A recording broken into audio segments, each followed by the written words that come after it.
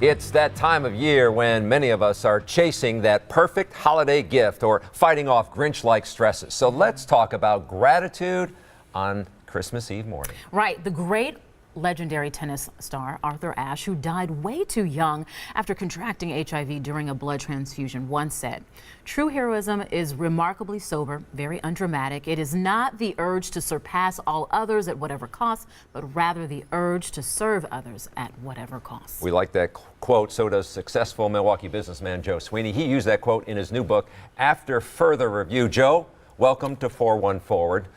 You wrote about gratitude in your book. Why? What are we missing in our lives? Well, I think first of all, I just want to say to you and Shannon, I'm grateful to be here. You've got that on your coffee and mug. I brought my coffee mug by gratitude expert Matt Smith. Be grateful for today. So I'm grateful to be here. So I just want to say thank you for having me here. Why did you write about this? What are we missing about gratitude? Well, I wrote this book after further review, and I think it's really about hitting the pause button in life, much like an NFL football game, and to sit back and reflect of where we're going and what it is we want to do between now and the time we die.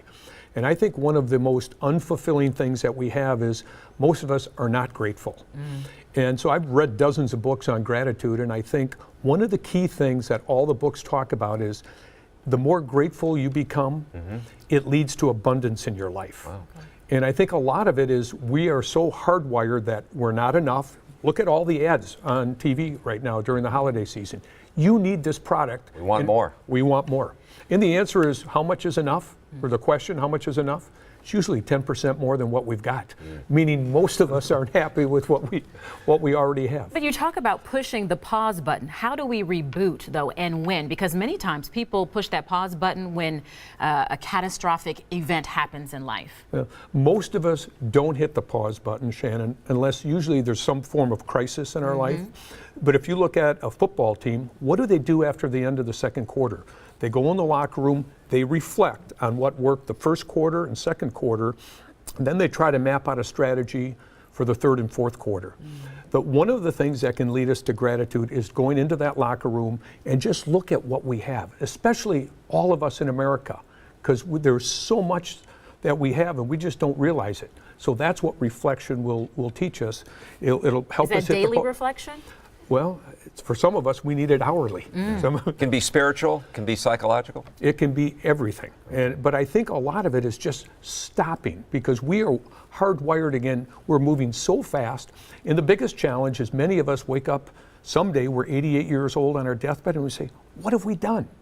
So reflection, and especially reflecting on gratitude, I think will make all our lives so much more fulfilling. So what about your journey? You're a successful businessman involved in a lot of things here in the Milwaukee area, but I read in that book you took a journey, hopped on a bus, and went to Detroit. Why? Well, I wrote a chapter in the book, Going on Your Journey, and I studied what a lot of people did. And the Jesuit priests, when they go through the novitiate, one of their assignments is they get a one-way bus ticket to a strange city, $30 in their pockets, and they have to live on the streets for 30 days. You didn't do 30 days, though. Well, it's supposed to teach you fear, uncertainty, and doubt. And at the end of this, what you realize is there's a greater power that will take care of you. So as I researched that, I said, I'm going to do it. So instead of a month, I put $30 in my pocket, and I took a one-way bus ticket to Detroit, and I lived on the streets as a homeless person. For how long? For a week. What did you learn? Well, here's the one thing, and that's about this show, is about how truly grateful even some of the homeless people are. And they have nothing. They don't have a place to live. They don't have food. And yet many of them are extremely grateful. And the last day I left, I met a homeless person I lived with for a few days. And as we were leaving Potbelly's, he came out and he was scrubbing the table. And I said, Alex, what are you doing? He said, the key to life is everything you touch, leave it better than how you found it. And he said, that's why I'm welcome in the inner city of Detroit as a homeless person. So that was my biggest takeaway. He said, if you want to leave a legacy, live a legacy, and that's by everyone and everything you touch, leave it better than how you found it. And you had to, if I'm hearing you correct, you had to step away from where you were to find that deep nugget of gratitude? Yeah, and most people thought I was crazy, but as Charles taught me, what other people think of me is none of my business.